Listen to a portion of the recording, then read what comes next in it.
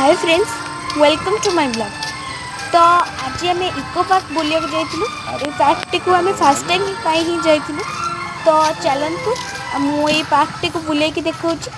तो देखिपे ये decorate T entry point रे ही लगाई। तो कितने सुंदर भाव में देखा पार्क टी बहुत बड़ अच्छी, बोटिंग सुविधा भी अच्छी। तो चलतु आज पार्क बुलबार मजा नेबा।